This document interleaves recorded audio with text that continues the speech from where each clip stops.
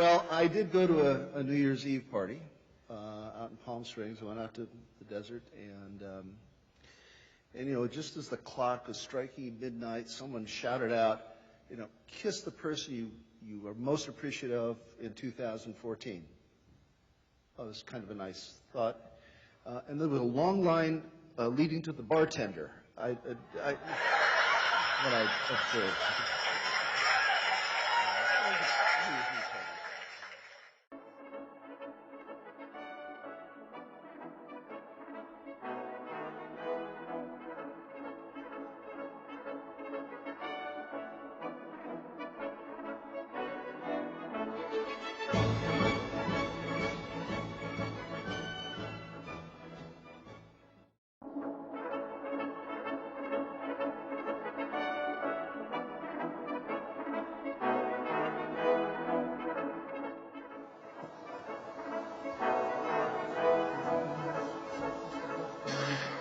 Hey, Zach, how are you? Hi, Bruce. Good morning. Welcome back from your trip to Flagstaff. Thank you. I actually wanted to talk a little bit about that. I would love to hear about it. My son is going to Northern Arizona University. He's sort of a quasi-junior. It's taken about 4.5 years to get there, but he's a junior.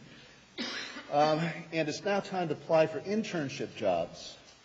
Now, he told me about the job that he thought he was interested in at Sports Illustrated, an internship at Sports Illustrated. I thought that'd be really great.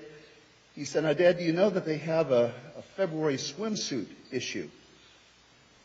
And Kate Upton and Brooke Decker have been in this issue. And I said, "Yeah, I'm aware of that." He said, "Well, this would be an internship job, 8 weeks working for presenting the swimsuit issue in February." I said, "Well, gee, that sounds great." He said, "Yeah." He said, "They pay $2,000 a week. You get a chance to spend time preparing for it, a lot of logistics and things like that. And then you go to the site where they're doing the shoot with 10 fashion models in Mykonos this year. And, you're sort of the bodyguard for them and make sure they get in at night." And I said, That's really great. I said, "Did you apply for the job?" He said, "Well," he said, "I was going to apply for the job. And I asked the fellow where I should go for the interview. He said, 'Well, you need to go to Boise, Idaho.'" And he said, "Boise, Idaho? I thought the interview was here in Los Angeles." He said, "Yeah, the interview is in Los Angeles. Just the line of guys who want to get into that application line begins in Boise, Idaho."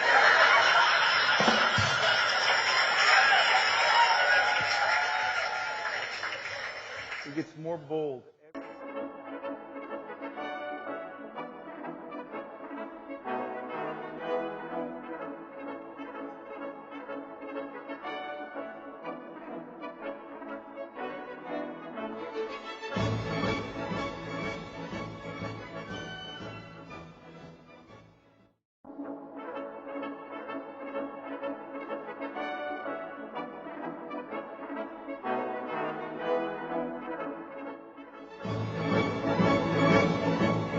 No, Bruce, your theme song seems quite long sometimes. You should listen to your sermons. Oh. All right, so you've been following this thing with the football deflation issue. You've been following that a little bit. For those of you who don't know, in the playoff game with New England, and was that Denver? Yeah. Team on the other side? It was hard to tell. No, it was the Colts. Colts, right. Lousy game. Anyway, the claim was made that the footballs being used by New England had less air pressure than the regulations permitted. Did you know about that? I did. Yeah, and it's been called Deflategate, Right. which I guess is kind of clever. Now, I don't know if you saw the press conference of Coach Belichick, the New England coach, and Tom Brady. They both denied they knew anything about it. I'm a lawyer. I don't believe people who say things like that. So Sure, I said to myself, well, how did this really happen? And so I figured that out. You want to hear about that? Sure, Bruce. It's not dangerous. All right. All right. So Tom Brady's the quarterback said, I believe it's the coach. He said, Yeah. I'm really worried. He said, this Colts line is, really a strong unit, and they got linebackers who blitz. I'm worried about whether or not I'll be able to throw the ball under pressure. And Coach Belichick said, don't worry, I can take care of the pressure. And that's how the balls got deflated.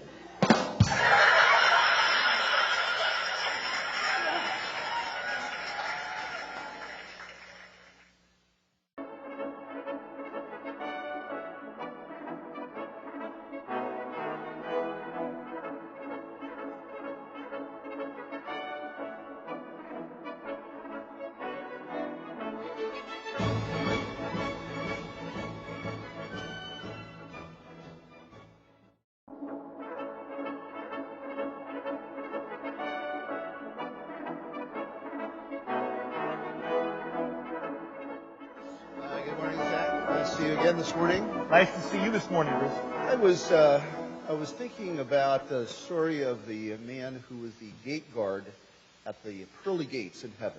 The pearly gate guard? Yeah, the pearly gate guard. Is that biblical, Bruce? Do we know if he's in there in the Bible, or it's more a rumor you've been hearing about? I believe it is somewhat of a rumor. Okay. But it doesn't mean that it's not good humor.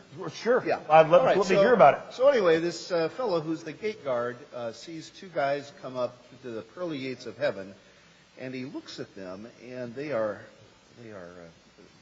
tattooed and with gang symbols and things through their nose, and he's not very sure that's exactly the kind of people that we wanted to have in heaven. So he ran over to St. Peter and said, I've got two guys at the front, and I can tell you they look pretty dangerous. And Peter said, well, you shouldn't judge people by their appearance. You need to look to see whether they've accepted Jesus Christ. You need to ask them that question. So this is good. Yeah, I like where we're going so far. So the guard goes out, and a minute later he's running back into Peter, and Peter says, well, what happened? He said, they're gone. And Peter said, well, it may be that these men were not really confessors of Jesus. He said, no, I'm not talking about those gangbangers. It's the pearly gates. They're gone.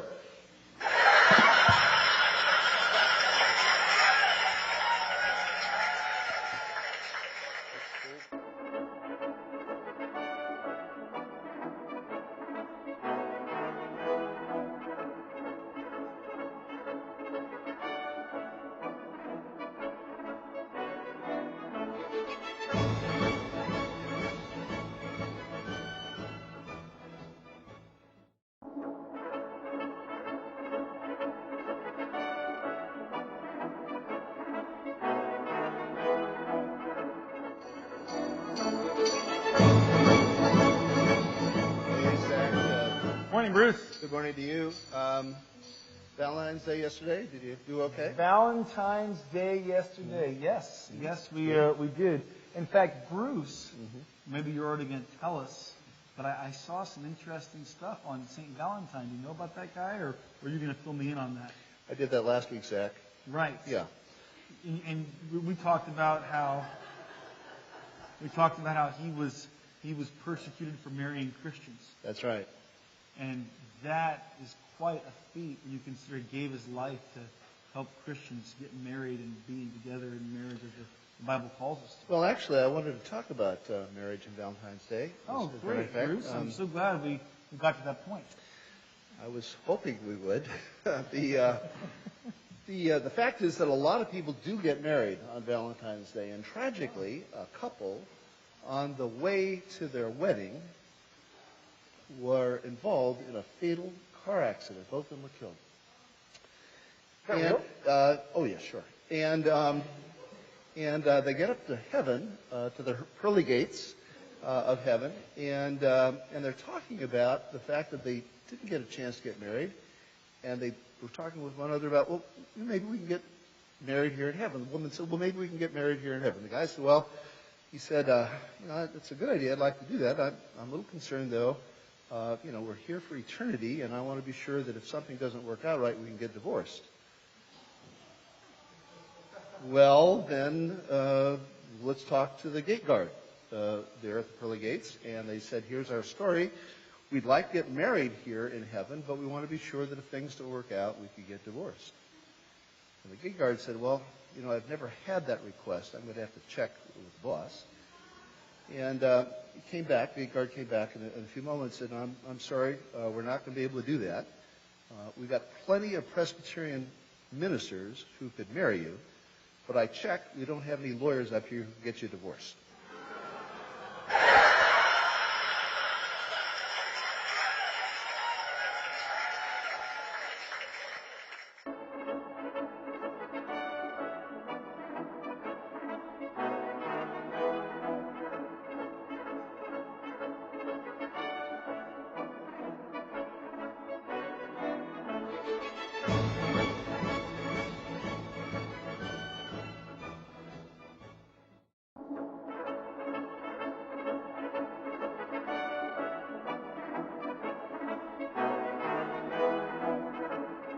What's going on, Bruce? Wait. With me. Go first. Good morning, Zach. Good morning. On Wednesday Yes. evening, I went out to Redlands, California to see the Arroyo family. Okay. These are folks who had been great with me during the time of my son's football career. They'd get a front row seat, and I'd be able to watch his games. They're really special. And during the course of that, we became friends.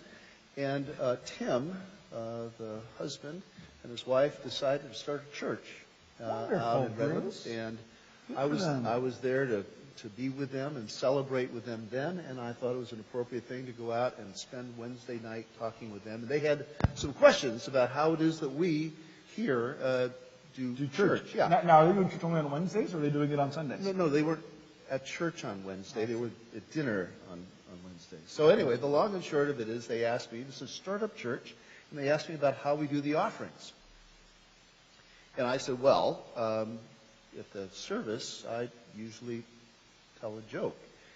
And we're thinking maybe that makes people in a good mood to be more giving. And they said, well, that's really great. And they said, there's a story about the church vault. And I said, no, I don't know about that. Tell me about that. And they said, there was a stack of hundreds in the church vault and a stack of ones in the church vault. This is a random church with a vault. Yeah, and the hundreds, Benjamins. They're called Benjamins. You guys know that. Anyway, I didn't know they were called that. Yeah, the bold Benjamins. Why are they called? Well, because Benjamin Franklin's on the. Oh, so it's like street slang. Yeah. Geez, don't you know about that? All right. So anyway, the Benjamins, they get to go to really cool places. They get to go to Las Vegas, and they go to Palm Springs, and because they're the money goes to Palm Springs. Big bills. And so they're being boastful, and the ones they're called Washingtons. Well, they aren't, but they could be. And the ones recognize the pridefulness of the hundreds and thought that wasn't proper, and so they said, listen, we're ones, and because we're ones, we get to go to church a lot more often than you hundreds do.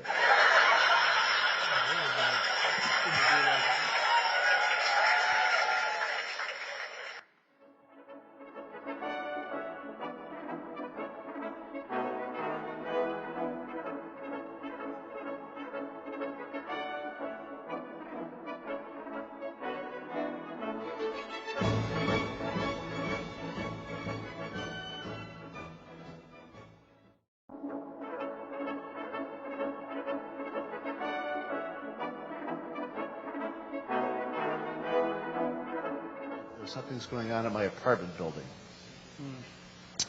Now, we have a religious woman who lives up on the second floor, and she starts every day by throwing open the doors to her balcony and shouting out, "Praise God," and then a small prayer would follow. We also have an atheist in the building, and when she says, "Praise God," he usually yells out, "There is no God." Well, one day she opened the doors and swung them open and said, "Praise God, but God, I have a prayer. We need some food for my kids." Well, the atheist thought, I'll trick her. So he went to the store and bought some food, put it at her front door, and the next morning, she opened the doors and said, "Praise God, you have delivered us food." And he said, "God didn't do that. I did it, and I'm an atheist."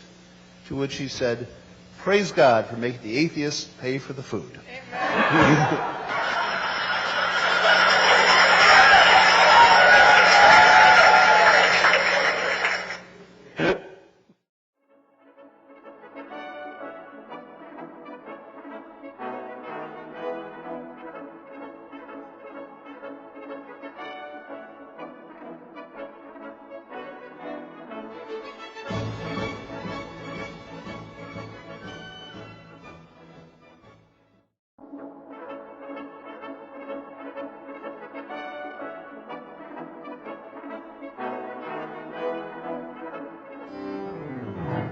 Guys, awesome. Good morning, Bruce. Good morning, Zach. Are you a golfer? Am I a golfer? Bruce, I am not a golfer. Yeah, well, I do miniature golf. Okay. Well, I wanted to tell a golf story. Okay. The first hole at this country club was a very difficult hole. You had to tee the ball up and then hit it over the water hazard, the lake, and then, have it roll down the fairway. Well, 3 fellows were out playing golf. Moses, Jesus, and a fellow with a little white hair and kind of a longish beard. So the first guy that hit the ball was Moses, and the ball went up, and it looked like it was going to go right into the lake, but Moses raised his arm like this, and the water parted, and the ball rolled right up to next to the green. Second fellow up there was Jesus, and he hit the ball, and it looked like it was going to go right into the water, but just skipped across the water. Didn't go into it at all. And It walked on the water? It walked on the water and rolled right up next to the green. So the third fellow, the older fellow with the white beard, hit his tee shot and plunk right into the water.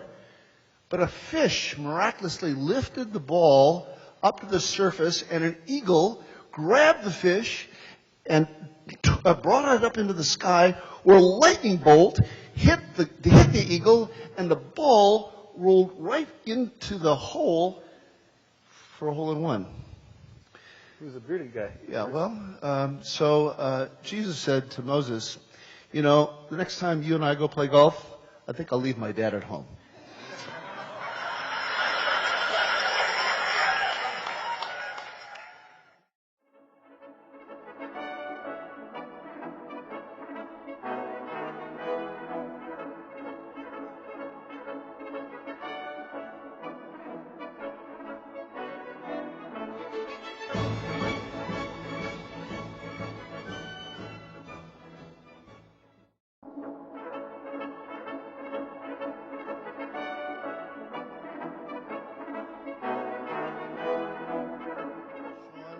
Patty in a bar.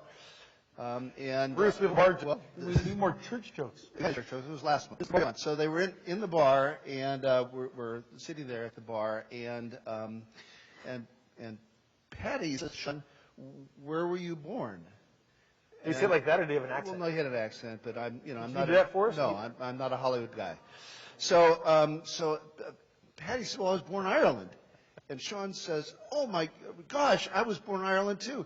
And they say to the bartender, "Bring us both a round of drinks. We were both born in Ireland."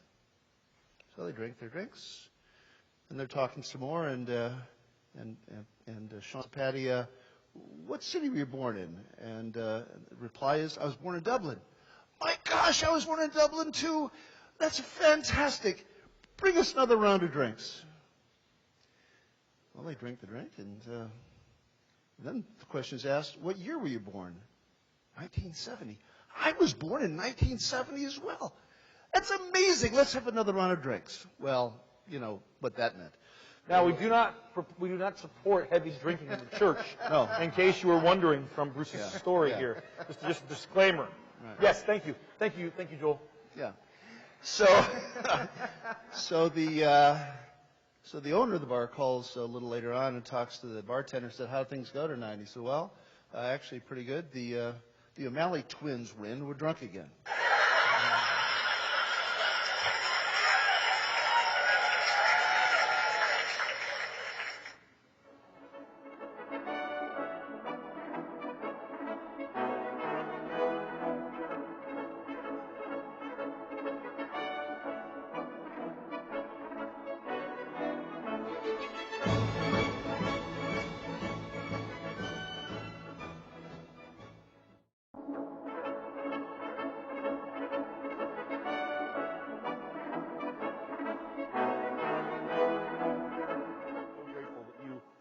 the heart for that. And with that, good morning, Bruce. Zach, there were two Presbyterians sitting at the bus stop.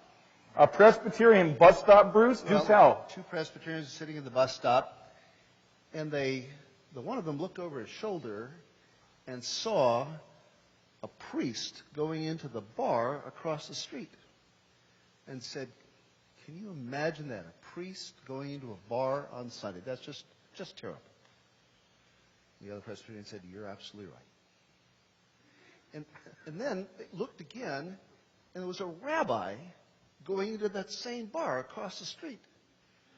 The two of them said, "Oh, can you imagine, in the middle of the day, a rabbi going into a bar?"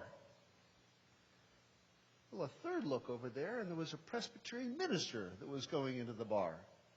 To which the one Presbyterian said to the other, "Isn't it just wonderful? Our pastor is there to catch the sinners on this day."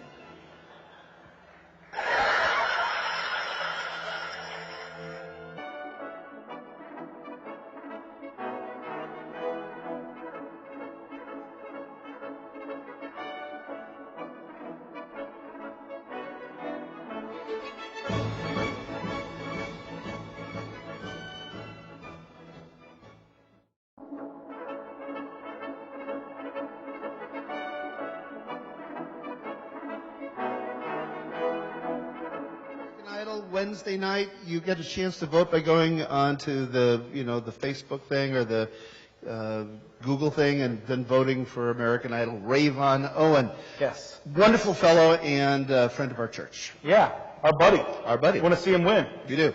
Which reminds me, Zach, of a story I wanted to tell you. A story, Bruce? From you? There is a church that has a nursing school associated with it, and there's a wooden fence that separates the school from the church.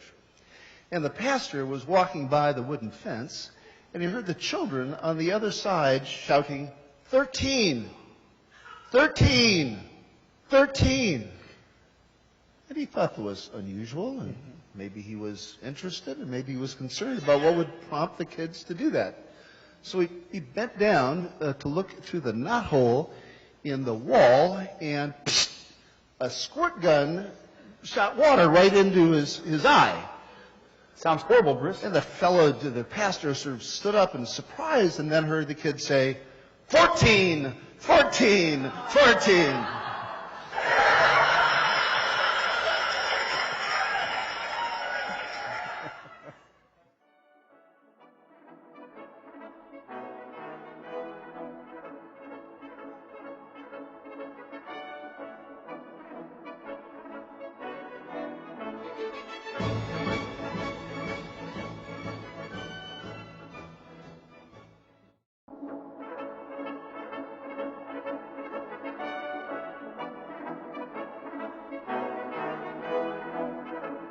So I hope you brought your finest and your best.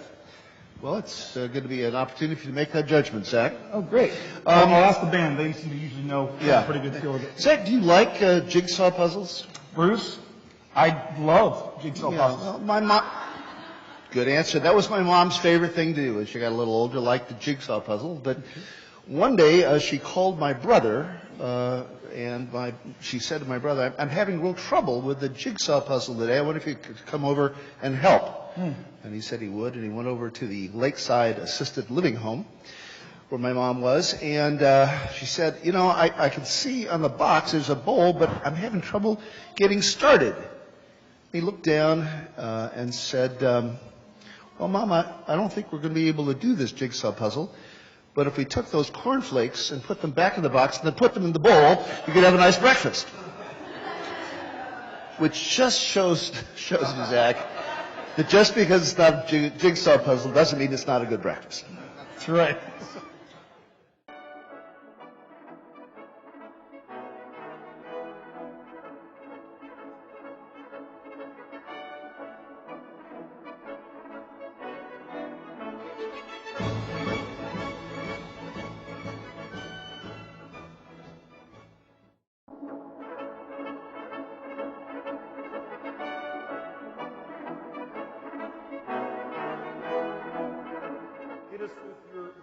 So there was this grouchy guy who went to the doctor. Yeah. And he said to the doctor, he said, I don't like going to the doctor. He said, the reason I don't like going to the doctor is because when I go to the doctor, I got to pay for it, even if you don't cure me. And I don't think that's fair. And the doctor said, maybe you're right. Maybe that isn't fair. I'll tell you what we'll do. You tell me what your problem is, and if I cure you, you pay $500. But if I don't, I'll pay you $500. Well, I said, well, that seems all right. So the patient said to the doctor, he said, I've got this problem. He said, I've lost my taste. I can't taste anything anymore. And the doctor said, well, I think we have a cure for that. Nurse, give him 3 drops of what's in bottle number 2. The fellow opens his mouth, and the nurse drops in 3 drops, and he, that's gasoline! He said, well, there you go. I cured your problem with taste. So 2 weeks later, the fellow comes back, and the doctor says, what's wrong with you now? He says, I've lost my memory. I can't remember anything anymore. The doctor said, well, I think we have a cure for that. Nurse, give him 3 drops of what's in bottle number 2. He said, no, don't do that. That's gasoline. He said, well, there you go. I cured your memory. So 2 weeks later, the fellow comes back a 3rd time, and the doctor asks, well, what's wrong with you? He said, well, I can't see anymore. The doctor said, well, I don't think we have a cure for that, so I owe you $500 back. And the doctor hands him the money, and the fellow said, doctor, it's only $200. Well, I cured your vision too.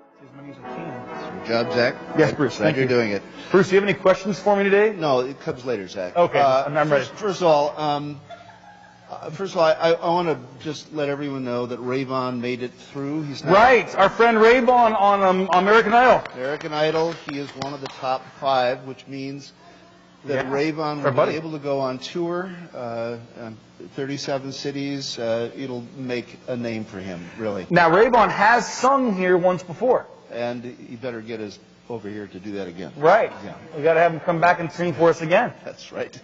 Well, anyway, so it'll continue to be on Wednesday night until May 11. So if you are looking for something to do on Wednesday night, once again, someone will get an actual contract to record. And it's not to say that these other contestants won't, and Rayvon has good connections. But this is the tour, which is really A big deal. It's a big deal. Are you going to go to the tour, Bruce? Are you going to the groupies on the road? You know, there are a lot of screaming young girls, Zach, and I wouldn't want to be around them.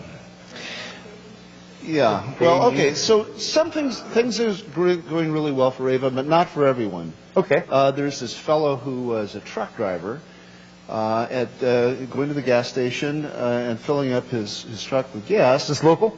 Yeah, just down the road here. Okay.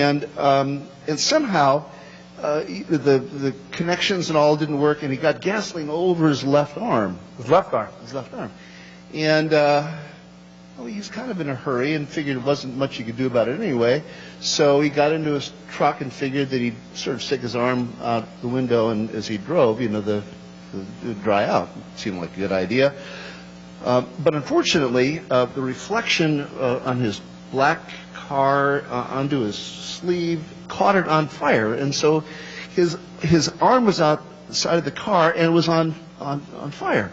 So he thought, well, maybe I should drive a little faster because it'll blow it up. It didn't work. It just inflamed it more. Suddenly, a policeman came by and saw this happen. He pulled him over to the side, dragged him out of the truck, rolled him onto the ground, and put out the fire. As the fellow was sort of collecting his thoughts, he saw the policeman was writing a ticket for him. A ticket. Zach, do you have any idea why the policeman was writing the ticket? I don't, Bruce. I don't have any idea at all. Well, he committed a crime. You committed a crime by driving his arm out the window that was on fire? Yes, you see, that'd be a possession of a firearm. Oh, man.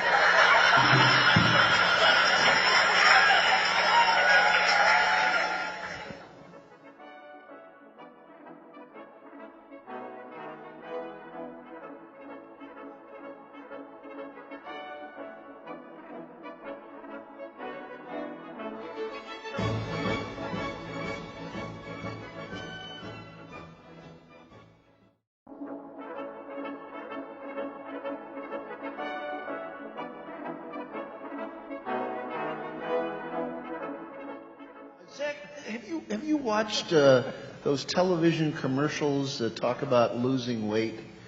I've never seen one. Yeah, well, anyway, if there's these television commercials, you know, they advertise you lose 10 pounds in a week if you sign up for this program, that kind of thing. Well, my friend Raymond saw one of those, and he was a little on the heavy side and decided he should lose some weight, so he filled out the application form. It was $250, which is a lot of money. For the form? For a weight loss program, you know, but he filled it out.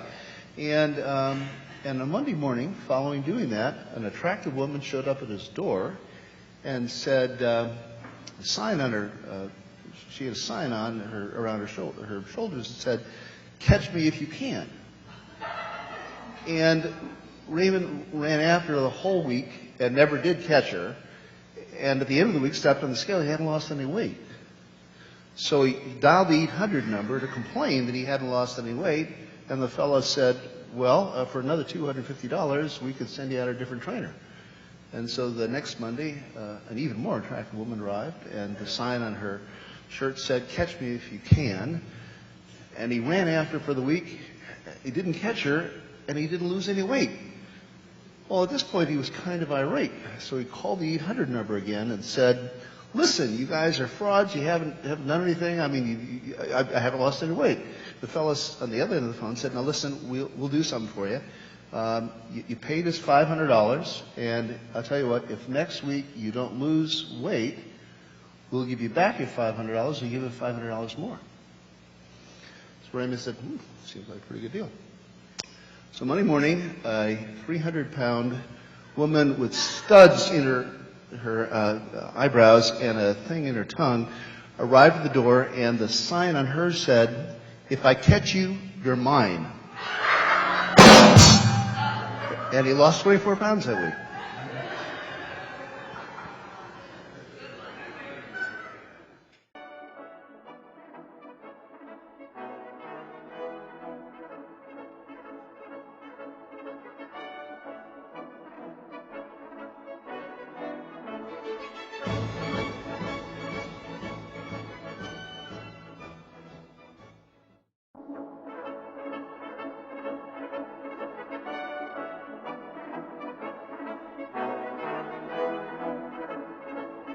Bruce.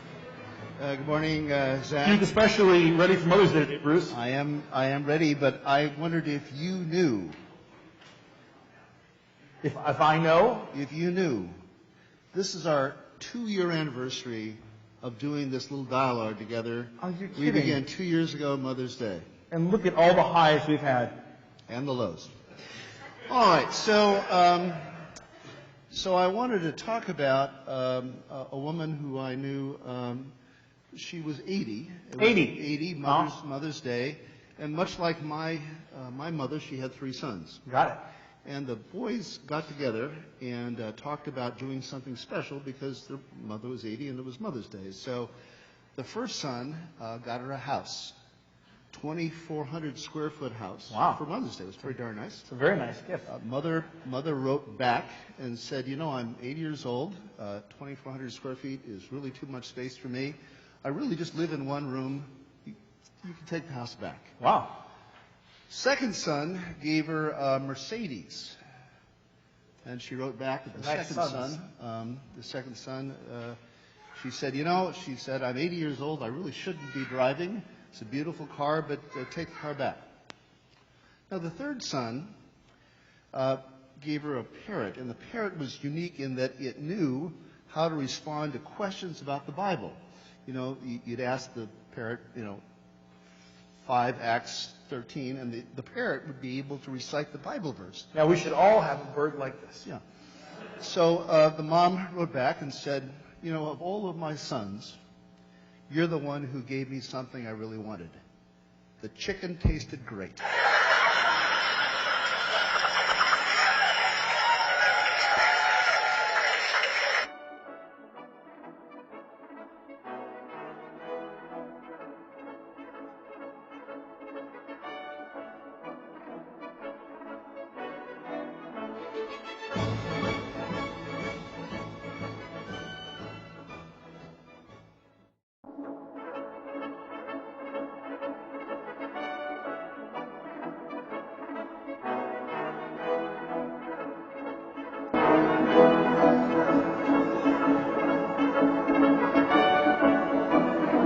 Zach?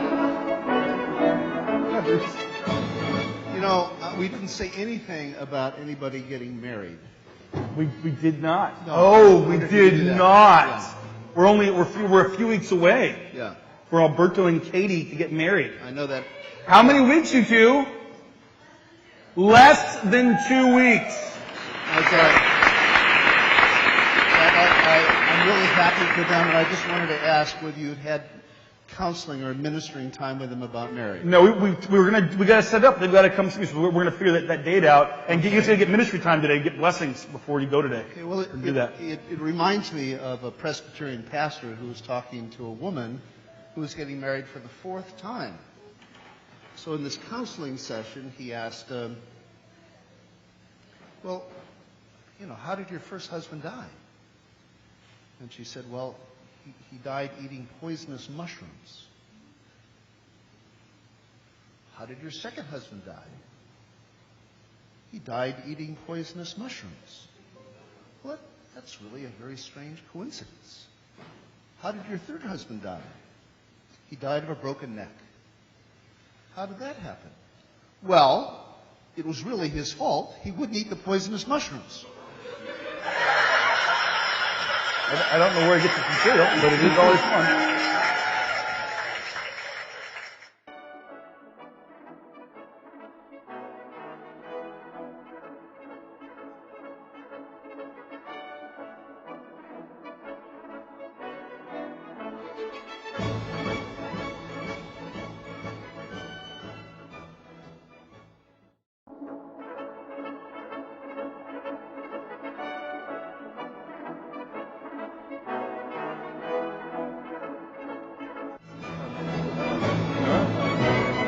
Hey, Zach, good morning to you, and happy Memorial Day weekend to you.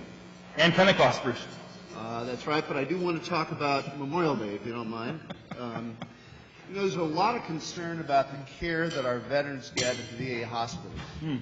And I wanted to say to you, I really think there's some legitimacy to those concerns. I was aware of a fellow who fell from a ladder 12 feet and hit his head on the ground, and he was taken by ambulance to the VA hospital in Westwood.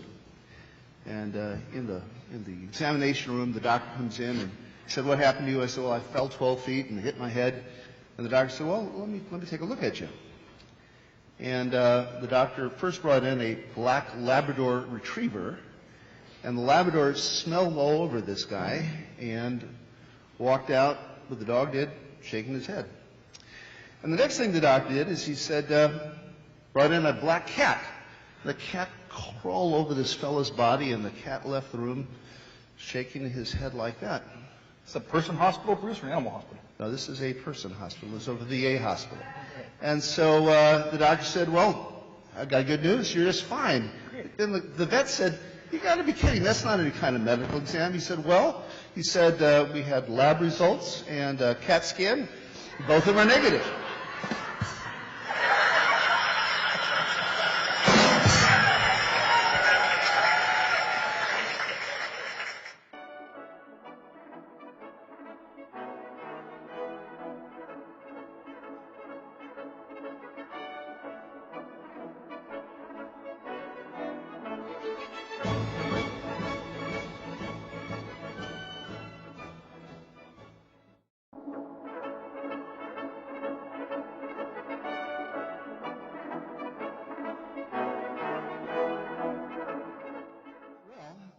Excited about the NBA Finals, are you?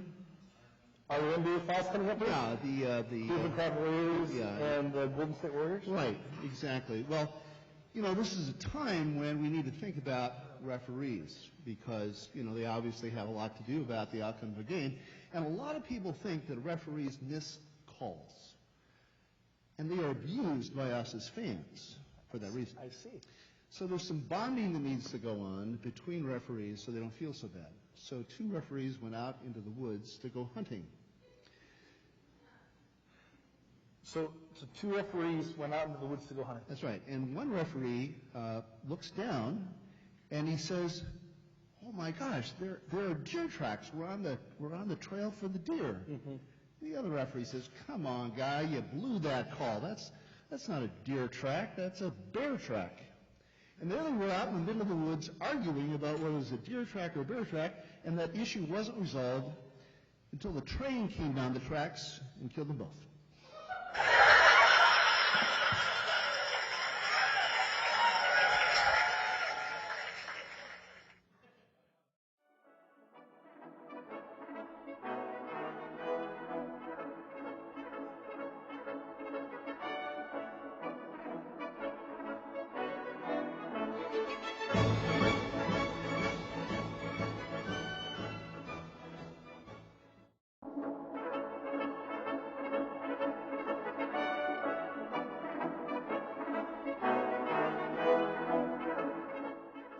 D-Days were the D-Days. You might remember the Allies arrived on June 6th. Oh, yes, on the of beaches course. of That's Normandy. a big one, yeah. D-Day, pretty important day in American history. The Derby is the other one? Is that what you're thinking of, Derby? No, Jack, I was going to say not Derby, no.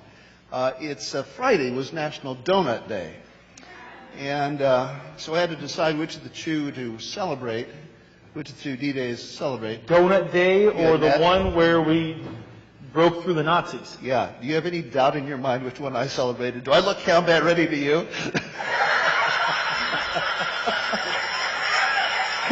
Donut Day, good.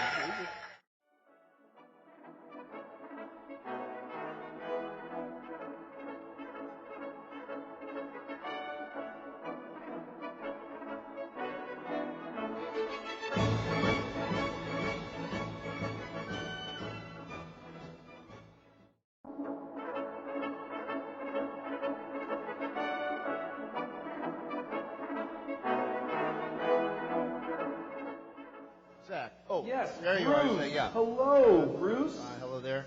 How are you, Bruce? I want to tell you a creation story today. The creation story. Yeah. Now, so you know, Bruce is led by the Spirit, and I don't always know where he's going to go, but we always know it's going to be fun. So God was trying to put together the world, and he talked to a dog and said, "Now here's what you're going to do. You're going to sit on the porch and bark at anything that comes by, and even if there isn't something to come by, you're going to bark, and you can do that for 20 years." For 20 years? 20 years. And the dog said, "Well, it doesn't sound that great. Tell you what, I'll do it for 10 years, and I'll give you back 10." So the next thing, God wanted to talk to the cow, and he said to the cow, "You're going to be in the field and under the sun, and you're going to eat all day, and then you're going to give your milk to the farmer at night, and you're going to do that for 40 years." And the cow said, "I don't know, all that labor, sounds good. I'll tell you what, I'll do it for 20 years, and I'll give you 20 years back." And then he talked to the owl, and God said, "What you can do is you can sit up on a tree limb. You can ask one question for all of your life. Who?" And that's going to last for 20 years. The owl said, "I don't know. I'll take 10 years of that and give you 10 years back." So the next thing that happened is God talked to the people, Adam and Eve. And he said, "Now here's the deal with you guys. You're going to have nothing but fun and no responsibilities at all for 20 years. And the guys and gal, Adam and Eve said, "Yeah, that'd be great. And could we have, that extra time that was given back to you by the other animals?" And God said, "Yeah, sure, we can give you that back." And so that's why we spend the first 20 years of our life having fun with no responsibilities. We spend the next 20 years of our life laboring, and at the end of the day, we have nothing to show for it, just like the cow. And then the next 10 years of our life, we sit out on a limb asking questions that no one seems to want to answer. And for the last 10 years of our life, we sit on the porch talking to people that aren't even there.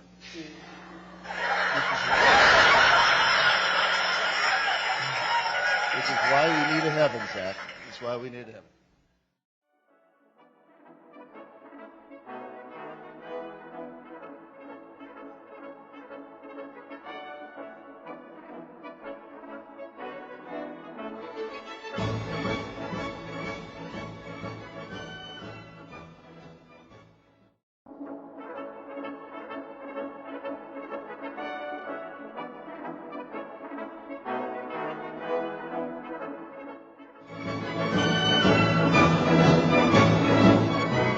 So, Bruce, I see that you have a very patriotic tie on today, Bruce. I have a couple of ties. Thought this would be occasion for this one. I see. Yeah. Well, welcome on this July 4th weekend. I'm glad you're here. Thank you. Not somewhere else. I wanted to talk to you about actually something that happened before the 4th of July. It was important for our country's history. I don't know what that is, Bruce. Why don't you tell me what it was? Well, I don't know what it was. Yeah, good. So far, yeah, thank you. Well, you may remember that the American colonists were having their tea taxed, and the Stamp Act was the tax on tea. And Tea tax Stamp Act? Yeah, and the Bostonian colonists came and they dumped the tea off the boat. It was called the Boston Tea Party. And a lot of people think that the colonists threw all of the tea off the ship, but that wasn't so. Do you know, Zach, what brand they left on the ship? I didn't think so.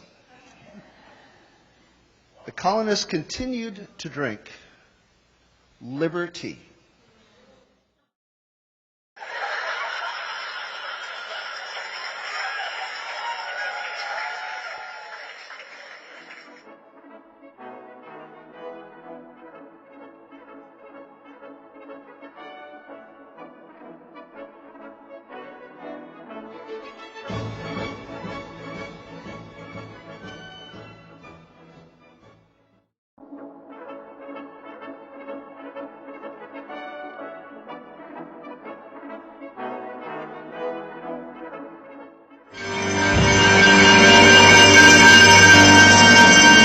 Why do I think we're on Ajax?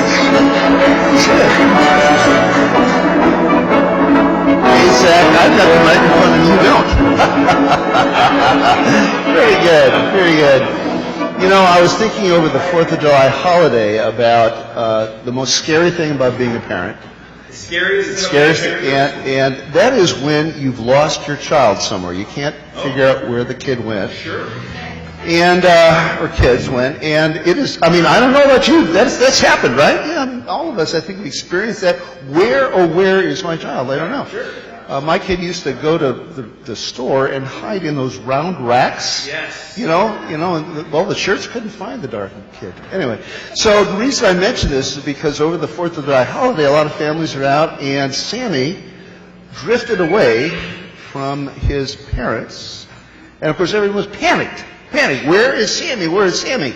And of course, Sammy is perfectly fine. They found Sammy, sitting underneath a tree and playing with the truck, which is fine. And the mom said, "Now, Sammy, you scared us.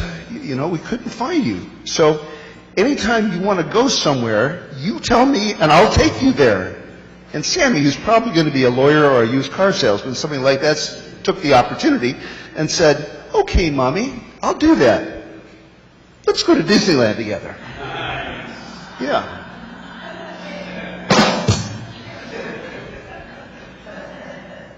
Hey, Bill, can you do a disclaimer for us? If anyone was wondering.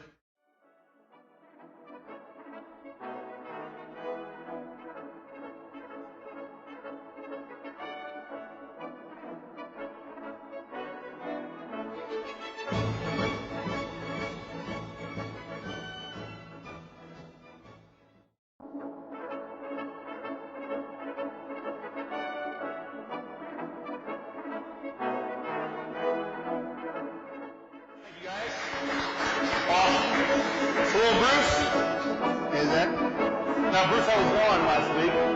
I know you missed me a lot. I'll tell you the joke later.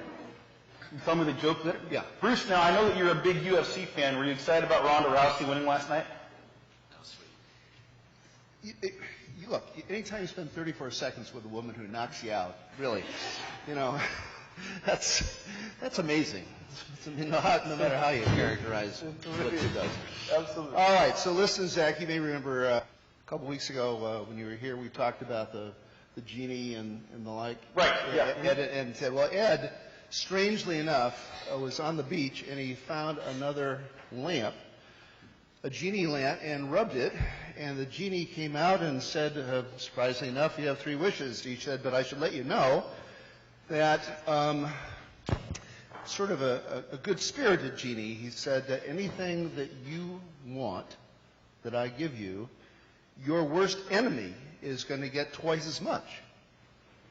Well, that's, Interesting. Yeah, it was interesting. It's sort of a Christian thing to do under others, is, you know, that thing. Anyway. Sure. So the first thing that Ed asked for was $1 million. You know, there was $1 million, and he said, now, who is your worst enemy? He said, Alfred. He said, well, I want you to understand, Alfred is now going to have $2 million. I said, it's okay with me. What would you like for your second wish? And Ed said, I'd like a 10-room mansion. It was a 10-room mansion. Jeannie said, well, now you should understand, Alfred has a 20-room mansion. And Ed said, it's all right with me. And now for your third wish. He said, well, I want a wife. And the genie said, wow, that's a great request. You don't have a wife. Why have you asked for that? He said, well, I figure by the time Alfred gets through with those two women, he's not going to have either the house or the money left.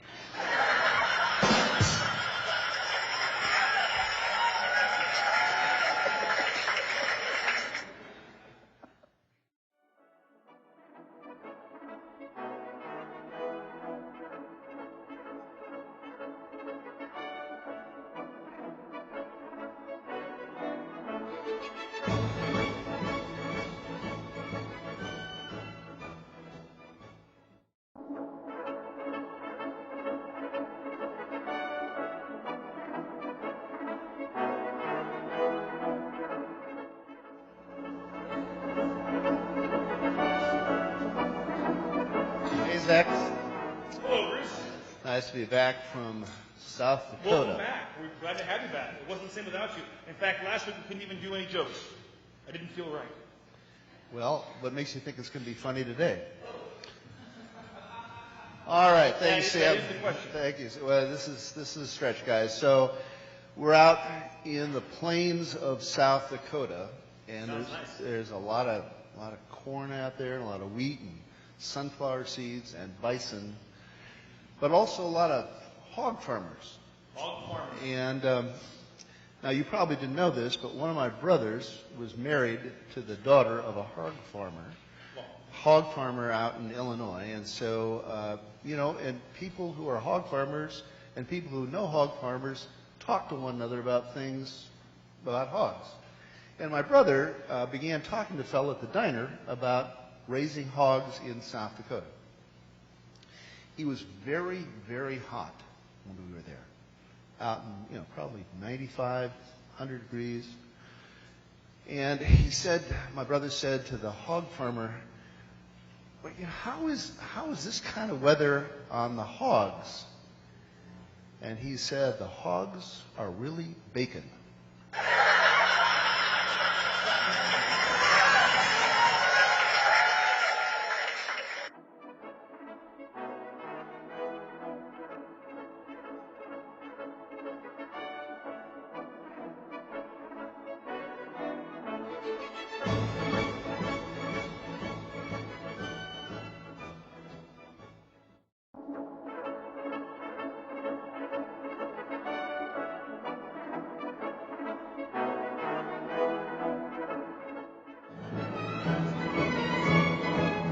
I think we got march music. Hi, Bruce.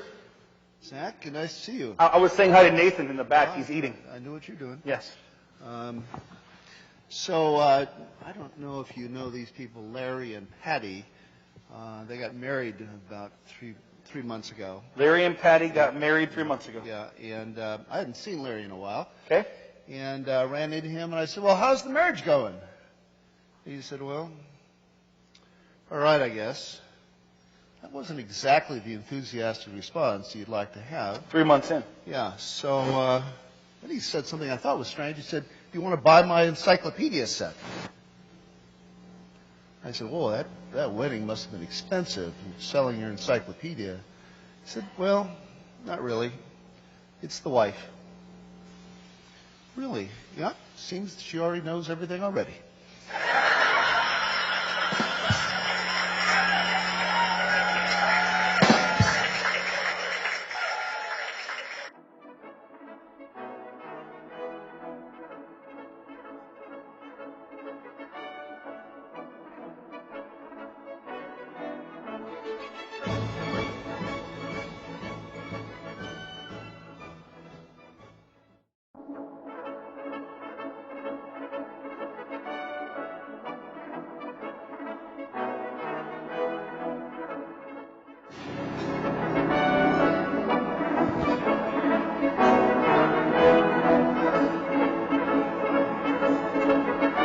Well, Zach, Good morning to you, Bruce.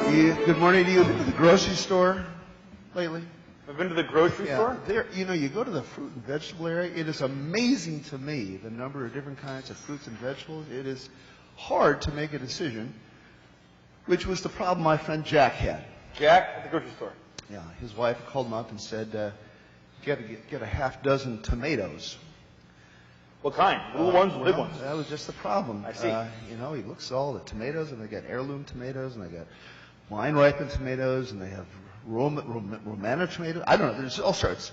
And so he turned to the guy who was a produce manager and said, a lot of tomatoes here. My wife, she's kind of an impatient woman. I get the wrong tomato, and there'll be no end to the irritation that'll happen at the house. And the produce manager said, yeah, I know, I got a wife just like that. And Jack said, well, what about these organic tomatoes? And the produce manager said, well, now, those have been raised without any chemical poisons being added during the course of their being raised. And the fellow said, oh, well, that means, you mean if I bought those, there wouldn't be any kind of chemicals or anything like that that would hurt or harm her. And the produce manager said, no, you're going to have to add those yourself.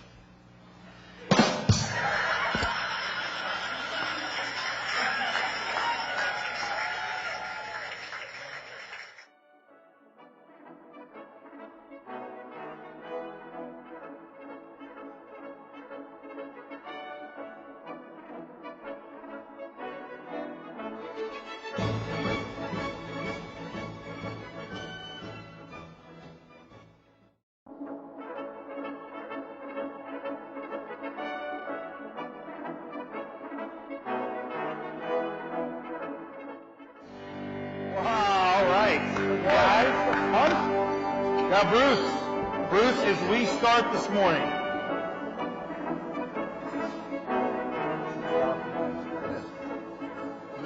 before we talk about USC football, which I know is close to your heart, I do want to recognize real quickly someone who's very important in our service, who you oftentimes don't ever see, but his work is very apparent in all that we do, and that is our man Joel Paris up here in the booth.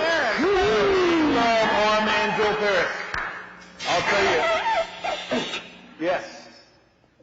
What Joel does for us in the service is such a huge addition. He runs these lights, the sound for the team, the videos up here, and so we are so grateful.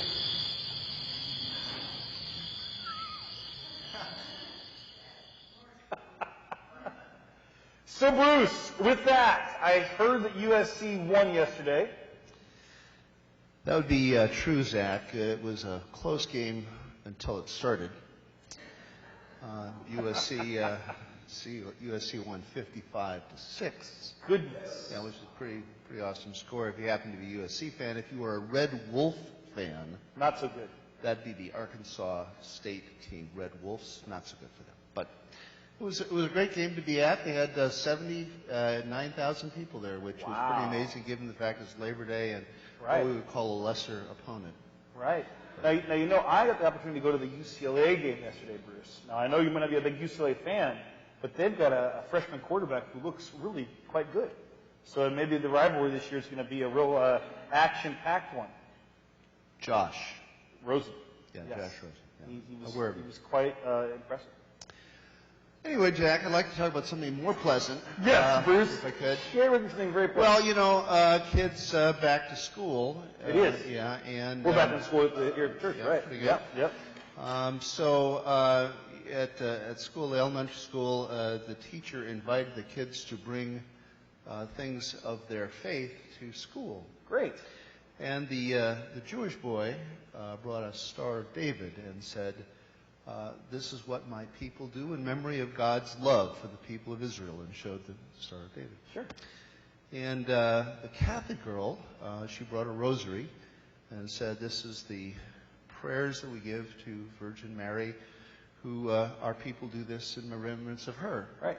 And the Presbyterian kid brought a Domino's pizza box. And when asked why, he said, that's what our people do for NFL fantasy football.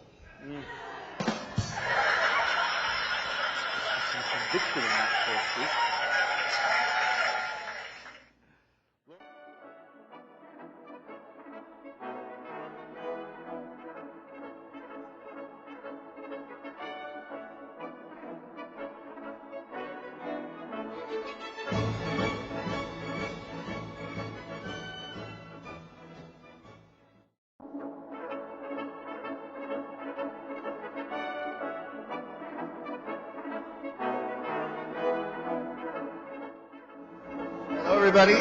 Hello, Bruce. How are you today, Bruce? Pretty good. Another successful day in the football arena on Saturday. Okay. Both USC and UCLA won handily their games. Okay. But I wanted to talk to you about a situation that arose as two men from the gas company came to read the meter at my friend Elizabeth's house. Sorry, I messed that up. Elizabeth's house. So two guys from the gas company came to Elizabeth's house to read the meter, and they thought that she smiled at them as she looked out the window. And the two of them began arguing about who she was smiling at. And one of them was an older guy, and the other was a younger guy. And the older guy and the younger guy were arguing about, who was attractive. And the older fellow said, "Look, young guy," I said, "I'm as good as I've ever been. Tell you what, we're going to race to the flagpole over in the schoolyard, and the guy who wins, that'll be the answer as to who she was interested in." The guy who runs first to the flag. Yeah, exactly. So the two of them start running as fast as they can, and they find Elizabeth passes them up and gets the flagpole first. And so the younger fellow says, "Well, hi, which of us is more appealing to you?" And she said, "Appealing? I don't know what you're talking about. I saw two guys from the gas company arguing and then running as fast as they could, and I didn't want to be caught in the explosion."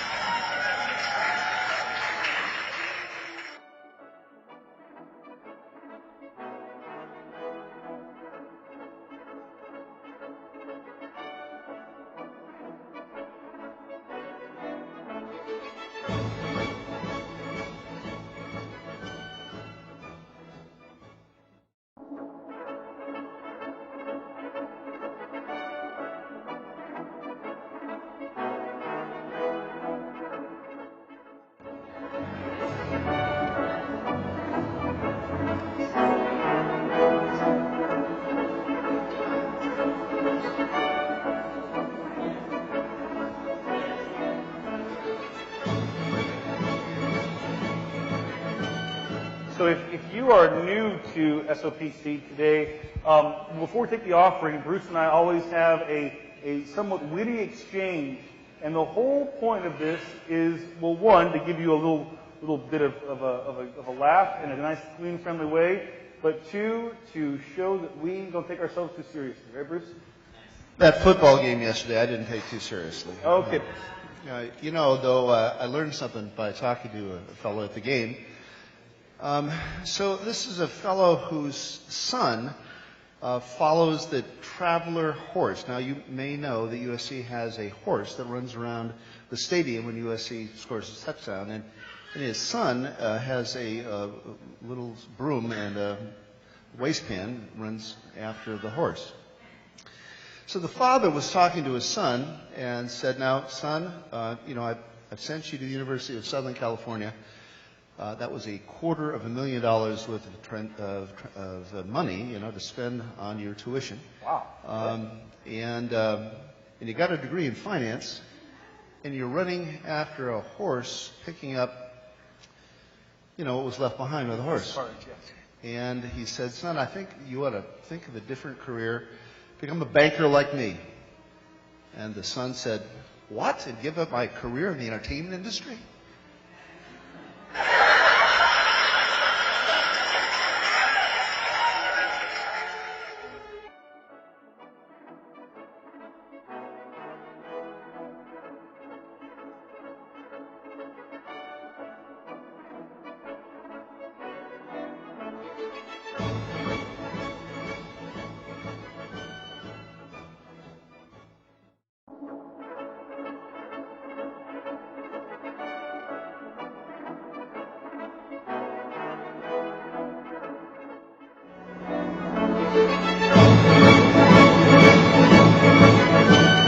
Good morning, Mary Lou. Well, I wasn't here last week. I'm sure that was noted.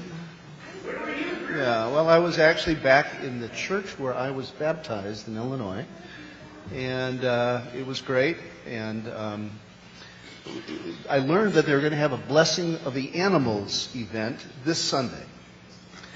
And I thought a little bit about blessing of the animals, everyone bringing their dogs and their cats and their parrots and their fish and all that other stuff. Now I was thinking then, I mean, how do you bless a cat? I mean, cats really hate to have water sprinkled on them. And, that must be tough to do. I would think that would be a tough service to have. So I then began to think, what is really the difference between baptizing a cat and forgetting your wife's anniversary? And the difference is, the cat probably will someday forgive you.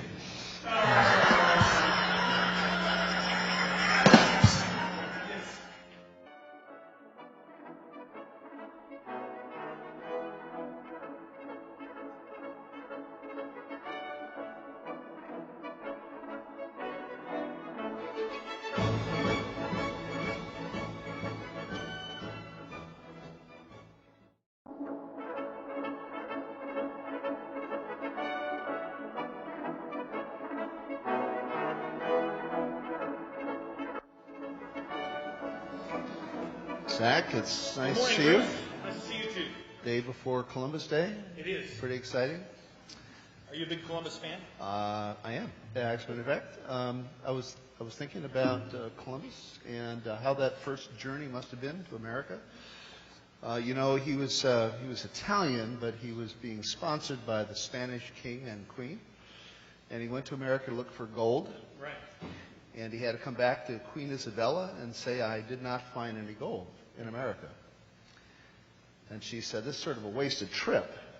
He said, No. He said, "I found something else." He said, "I found corn, and you can make popcorn out of corn."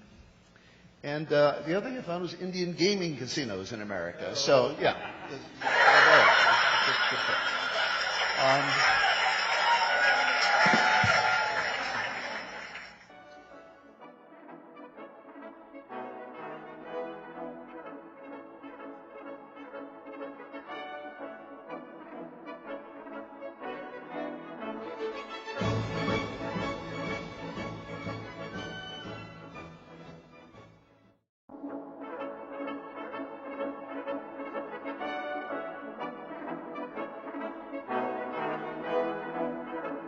Great music. All right, so hello everybody. We have the street fair, talked about that. Reminds me of the story of Stumpy and his wife Martha back at a state fair in Illinois. And Stumpy and Martha at the State Fair. Stumpy and Martha at the state fair. Stumpy was 69 years old, and his wife a little younger than that. And he said to her, "I'd really like to go on that plane thing they've got, a little Cessna, ride in the plane." And she said, "Well, I don't really think so. That costs $100, and $100 is $100." So when he was 69, he didn't go. So the next year, he went to the state fair, and once again, he wanted to go into this plane ride, and she said, "No, sorry, $100 is $100." So the next year he went, he was 71 years old. He said, "Listen, Martha," he said, "I'm 71 years old. I'm not sure how much longer I'm going to live. I think we really should go on this plane together." And so they did. But only after the pilot said, "Listen, I've been watching you and talking to you for the last 3 years. I know money's a little tight. So I'll tell you what, if you are quiet during this plane flight, out, going to go the roundy loop-de-loops and all that other stuff. If you guys keep quiet," he said, "I'll do it for free." So the two of them got on the plane, the pilot went up, loop-de-loop, round, and finally he landed, and he said, "You guys are great, but where's Martha?" He said, "Well, she fell out because she didn't have her seatbelt on." And the pilot said, "Well, why didn't you say something?" He said, "Well, $100 is $100.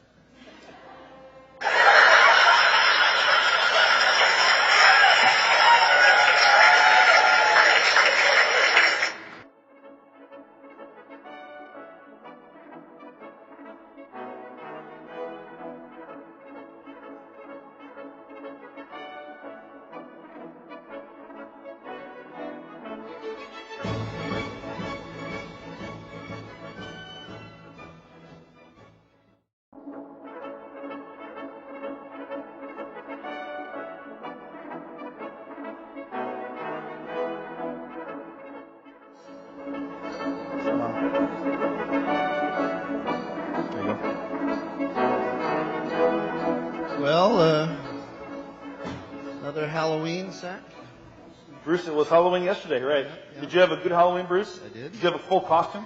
I did not, but I had a full day of football. Oh, okay. A lot of football. Great. Did you see any of the games? This is great. I had not seen their pictures. That's fantastic. There's the Behars in costume with their Back to the Future car. Where did you find that? That's fantastic, Joel. Nice find. Is that the way the surgical gloves look over there at the hospital where he I works? think so, yeah. Yeah. That's right. It's Well, a lot of people did go to the football games in costume. I know they did. And one of the hard things, though, is scoring a touchdown on Halloween. Why is that hard, Bruce? I'd love to know I'm how that's hard. I am so glad you asked that. You're welcome. That is because of the goal line stand of the defense. Alberto got it. Goal line stand.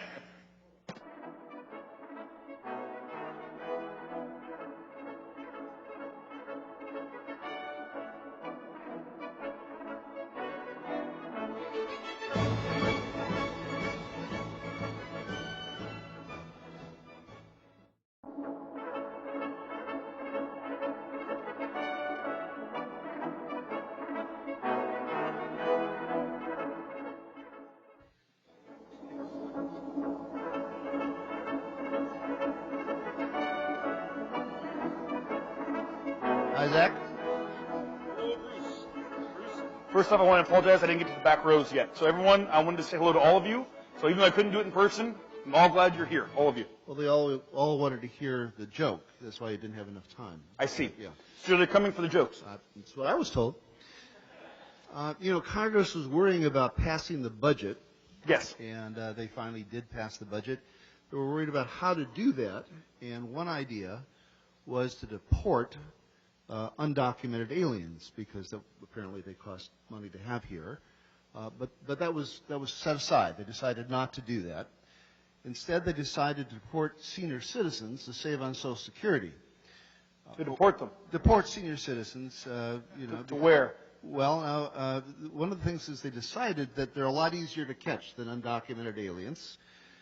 And the other thing is that once you deport them, they don't know where they came from and they won't come back. Yeah.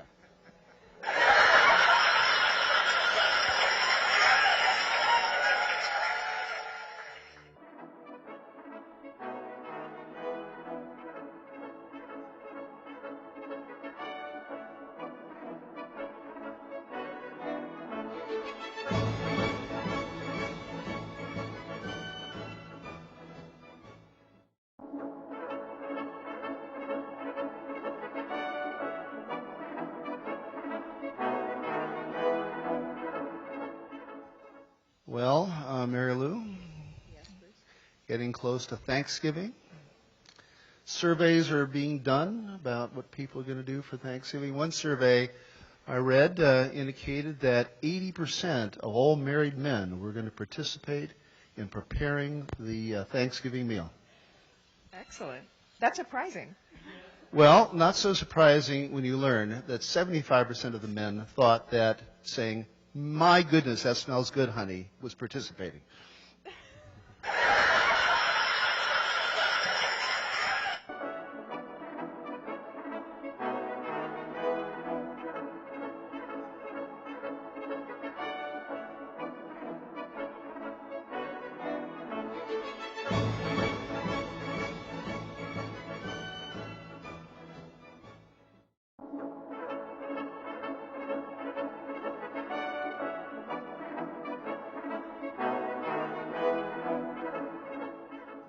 The joy of hope.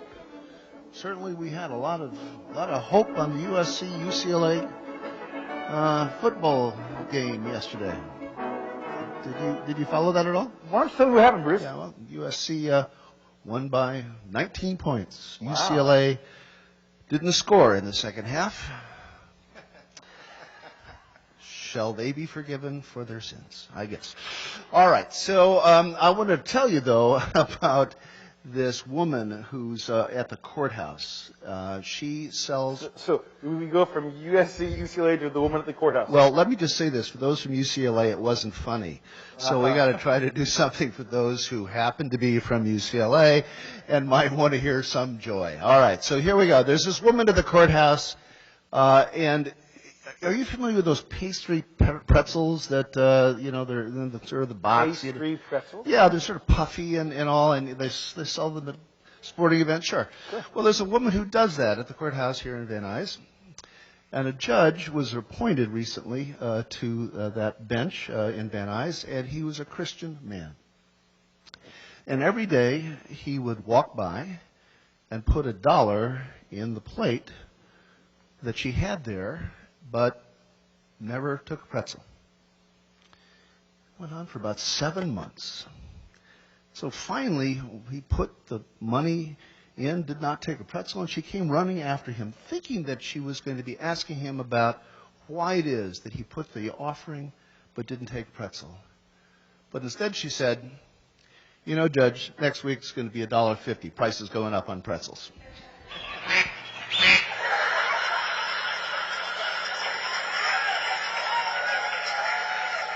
Lord, thank you.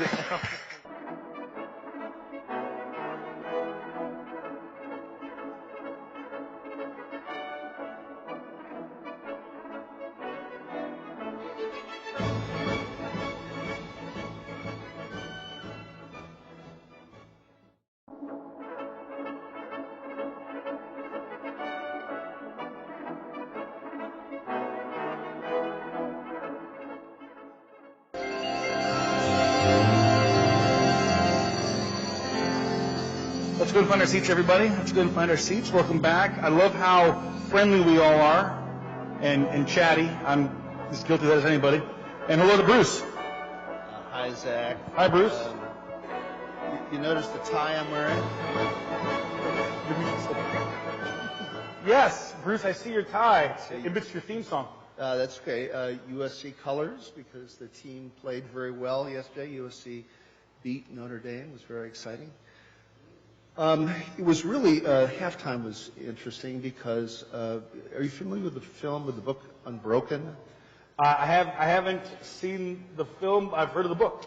It opens on Christmas Day. It's a very inspirational story of Louis Zamperini, who was a USC track star in the 1930s and ultimately captured by the Japanese after a 47-day trip in a boat, and he was tortured. It was he became a inspirational speaker, Christian inspirational speaker, and died in July, 97 years old. Wow. And I mentioned that because it was the Zamperini family at USC's halftime that was honored, and of course appropriately so. And it prompted me to think of a story about a USC guy and a Notre Dame fan who were captured by the Japanese in World War II.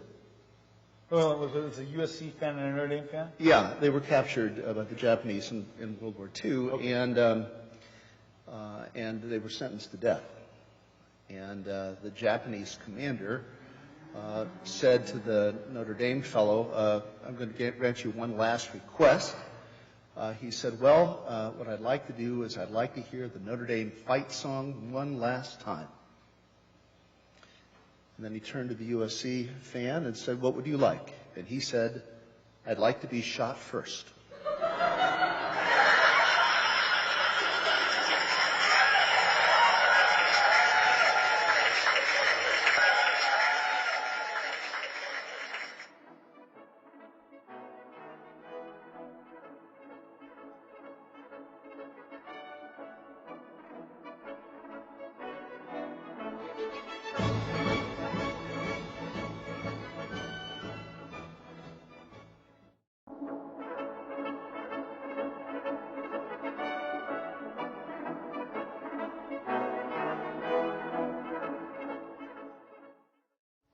You don't wear it now, you're not going to wear it at all, right?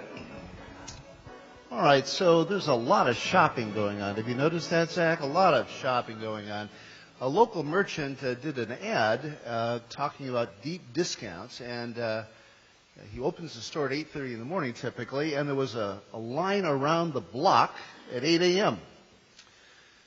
Well, people were anxious to get into the store to buy things. Well, there's a long line, and there's a short fellow who began trying to work his way up through the line, and finally he got to the front, and suddenly people began to realize that what he was trying to do was cut in line, and so they cursed at him, and they threw him to the back of the line. Well, the small man was of conviction, apparently. He worked his way up to the front again, and this time one of the big guys hit him in the jaw and knocked him down, and they threw him to the back of the line. And he stood up and raised his hand and said, "If you do that one more time, I'm not going to open the store."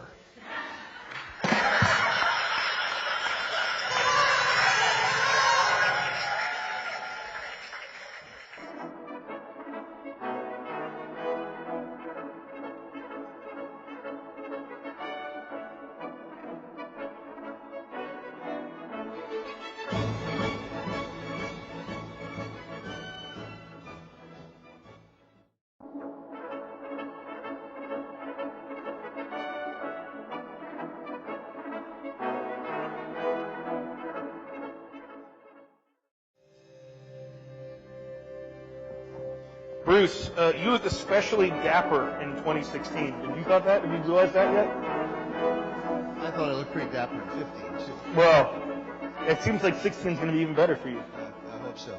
Yes, absolutely. Well, thank you for the compliment. You Right. know, actually, this is New Year's just happened, and a lot of things probably were said. Right. New Year's. Have you made any resolutions yet, Well, Bruce? we're just going to talk about it. Oh, I apologize for and, jumping on your resolution. Now, I got a Groupon. Do you know what a Groupon is? I've heard of these, yes. These are internet coupons, and they give you discounts on things. And I got one of those just on New Year's Eve. Yes. Good. Yeah, it was a Groupon, and it said, "We want to help you break your New Year's resolution, 50% off at Krispy Kreme's."